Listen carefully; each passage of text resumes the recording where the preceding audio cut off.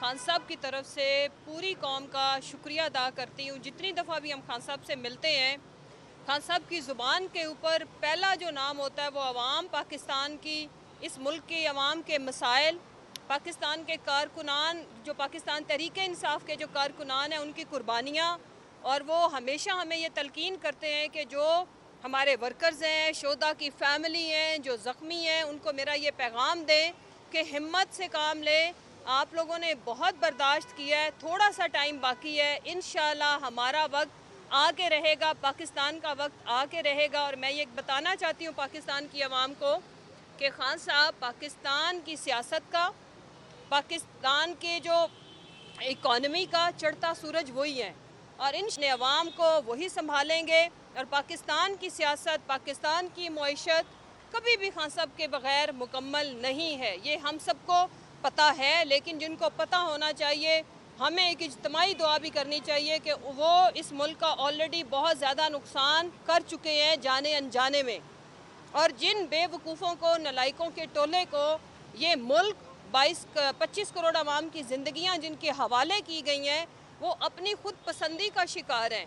वो सिर्फ़ और सिर्फ जो उन्होंने अपना एक दिमाग के अंदर एक अपना तसव्वुराती एक दुनिया बनाई हुई है, उससे बाहर नहीं निकलते।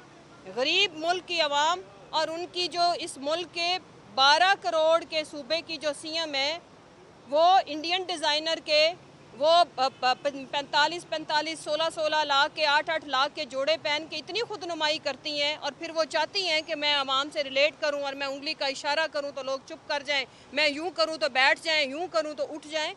मैं ये कहती हूं कि पाकिस्तान की आवाम अब मैच्योर हो चुकी है, थोड़ा सा अक्ल से काम लें और इस मुल्क के हकीकी मसाइल को समझें। हमें पता है कि आपके पास लूटी हुई बेशुमार दौलत है, हमें पता है कि आपने माशाल्लाह से ओवर टाइम लगा के इस मुल्क को लूटा है, बमा अहलो अयाल लूटा है। लेकिन और जब आपका करप्शन से पेट नहीं भरा तो आपने इस मुल्क के अवाम के मैंडेट के ऊपर जो शब खून मारा, उसकी तारीख में कोई मिसाल नहीं मिलती। वैसे तो पाकिस्तान के सारे इलेक्शन के ऊपर ही सवाल उठाए जाते हैं, लेकिन जो खुला धांधली का नाच और जो खुले या सरेआम जिस तरह से फॉर्म 47 के तहत अवाम के जज्बात को, अवाम के वोट को मजरू किया गया, उसकी भी तारीख में कोई मिसाल नहीं मिलती। लेकिन ये सारी चीज़ें करने के बावजूद आप हारे, आप इक़्तिदार में बैठने के बावजूद आप हार चुके हैं, और पाकिस्तान की आवाम और पाकिस्तान की आवाम का हर दिल अजीज जो कि एक ही लीडर है इमरान खान, वो जीत चुका है। और इमरान खान साहब की तरफ से पूरी कौम को एक मैसेज है। आप यकीन माने कि जब हम बाहर से बड़ी स्ट्रेस वाली खबरें लेके जाते हैं, जब हम उनके साथ शेयर करते हैं, तो वो हमें आगे से खुशखबरी की शक्ल में ऐसे बात करते हैं कि मुझे समझ नहीं आती कि खान साहब स्टील, नर्व्स और माशाल्लाह अल्लाह ताला ने इनको किस मिट्टी से बनाया है कि जिसमें एक दिन के लिए वो डगमगाए नहीं है, एक दिन के लिए वो परेशान नहीं हुए, और हमें हौसला दे के बेहतर खुशखबरी ये देते हैं कि पाकिस्तान की आवाम को ये बताएं कि आप जीत चुके हैं, जीत आपका मुकद्दर है। क्योंकि खान साहब कहते हैं कि हमारा ईमान है कि हक और सच की फतह होती है, मेजॉरिटी ने जीतना है, मेजॉरिटी अवाम ऑफ पाकिस्तान है। और दूसरी जहाँ तक रहेगी बात, अगर ये किसी को भूल है कि खान साहब इस मुल्क के एक एक पत्ते से मोहब्बत जब करते हैं, अवाम से मोहब्बत करते हैं, तो वहाँ जो इस मुल्क के सारे इदारे हैं वो भी अवाम के हैं और इमरान खान के हैं। हमारा किसी से कोई ज़ाती रंजिश नहीं है, हमारा कोई ज़ाती, क्योंकि खान साहब बहुत बड़े स्टेचर के लीडर है, अल्लाह ने उन्हें और बड़ा कर दिया। आपकी मुसीबतों के तहत जो जुल्म के पहाड़ तोड़े गए, आज खान साहब अगर आप शोहरत के हवाले से, कद काट के हवाले से देखें तो हमालियत की जो चोटी है वहाँ तक अल्लाह ने उन्हें पहुँचाया है अपनी मेहनत से, अपनी कुर्बानियों से। लेकिन उतना ही मैंने खान साहब को, जो मेरा एक एक्सपीरियंस है कि मैंने उतना ही खान साहब को हम्बल और आजिज़ देखा है कि वो इस वक्त सिर्फ़ और सिर्फ सोच रहे हैं तो आवाम के लिए, अपने कारकुनान के लिए, वर्कर्स की कुर्बानियों के लिए, और इसके अलावा खान साहब का कोई मोटिव और कोई एजेंडा नहीं है। तो जब एजेंडा पाकिस्तान है, जब एजेंडा इस मुल्क की 25 करोड़ आवाम है, तो जीत आवाम की होगी, खान साहब की होगी, जो कि करीब है, हो चुकी है इंशाल्लाह।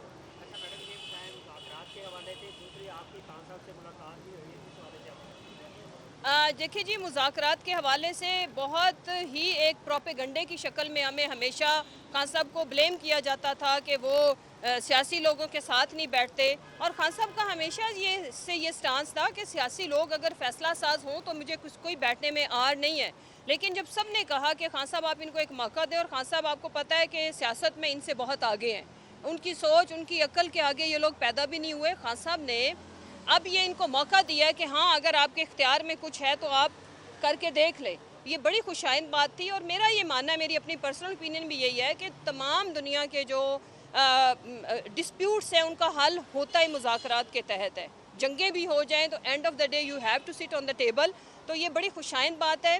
अल्लाह करे, मेरी तो ये दुआ है कि ये मुज़ाकरात किसी मंतकी अंजाम पे पहुँचे और इसमें जो जीत होनी चाहिए, किसी की हार नहीं होनी चाहिए, पाकिस्तान की आवाम की और पाकिस्तान की जीत होनी चाहिए, जिसमें हकीकी मायनों वाली सालमियत इकॉनमी के अंदर और एक जो अवाम के अंदर एक तजब्जुब है, और जो एक लोगों के अंदर कोई गुज़िश्ता 3 सालों से जिस टॉर्चर से लोग गुजर रहे हैं, उसका एंड तभी पॉसिबल है जब हम किसी नतीजे पे पहुँचे। और नतीजा क्या है? एक के जो बेगुनाह लोग हैं वो पाकिस्तान की आवाम में से हैं, अगर पीटीआई के कारकुनान भी हैं उनको छोड़ा जाए। दूसरा ये कि जो मैंडेट है उसका ऐसा नतीजा, ऐसा रिज़ल्ट सामने आए कि अगर वो, जो कि डेफिनेटली चोरी तो हुआ है, कि फिर उसका वे फॉरवर्ड क्या है कि पिछली चोरी को हम अपना माल इनसे वापस लें जो इन्होंने हमारे से लूटा है, वोट का मैं बात कर रही हूँ। दूसरी बात ये कि आगे के लिए ये इंश्योर किया जाए कि ये दोबारा ना हो। इससे आगे कोई खान साहब अपनी ज़ात की, तो आपको पता है मुज़ाकराती कमेटी में भी वो बात नहीं कर रहे कि मुझे रिलीफ दो। उन्होंने तो ये अलान बोला कि जो सज़ाएं बनती है मुझे दे। इस मुल्क की कोर्ट्स मौजूद है, मैं वहाँ जाके अपने केस को फ़ाइट करूँगा, कंटेस्ट करूँगा, और फिर जो भी उसका नतीजा है मैं उसको एक्सेप्ट करूँगा।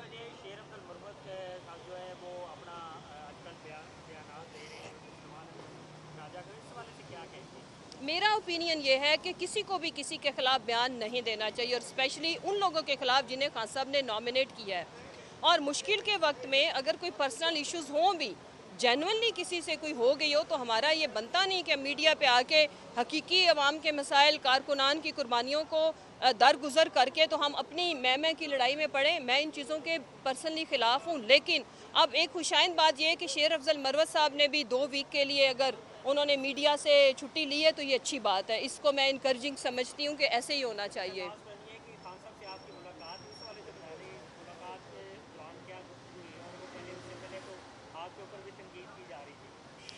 मैं तनकीद से बिल्कुल भी नहीं घबराती, और तनकीद सियासी लोगों पे होती रहती है। लेकिन जो मुलाकात का हवाल ये है कि खान साहब बहुत ही ज़्यादा यानी कि he always treats me like a younger sister, like a daughter. तो मेरे उन्होंने सर पे हाथ रखा। चीमा साहब की चूँकि ओपन हार्ट सर्जरी हुई है, तो इनकी सेहत के लिए, मेरे बेटे की सेहत के लिए बड़े कंसर्न थे। और बाकी चूँकि हमारी मुल्की सियासत पे उस वक्त चूँकि 26 का सानिया हो चुका था तो इसके ऊपर ज़्यादा बातचीत हुई, but he was always welcoming, बहुत अच्छे से मिले। और फिर जो सबसे ज़्यादा जो अच्छी चीज़ ये है कि उन्हें अपनी फ़िक्र नहीं होती, हमें वो हौसला देते हैं, कारकुनान के लिए, अवाम के लिए बड़े पॉजिटिव मैसेज देते हैं। और जो एनर्जी का लेवल है वो अमेजिंग है। खान साहब ज़्यादा फिट हैं, ज़्यादा पॉलिटिकली अगर मैं अपना ऑब्जर्वेशन दूँ, पॉलिटिकली ज़्यादा स्मार्ट हैं, और अग्रेसिव इन अ वे कि जज्बे के तहत से तो हैं, लेकिन उनमें थोड़ी आजी ज़्यादा आई है। यानी कि अगर वो जैसे होता है ना कि मेरे साथ खुद के साथ इतनी ज़्यादती हुई हो, इतने जुल्म के पहाड़ टूटे गए हैं, तो वो अपनी बात ही नहीं करते। वो बदला उन्होंने क्या लेना या उन चीज़ों को याद क्या रखना, वो अपनी कोई बात नहीं करते। हम पूछते हैं तो फिर वो बताते हैं।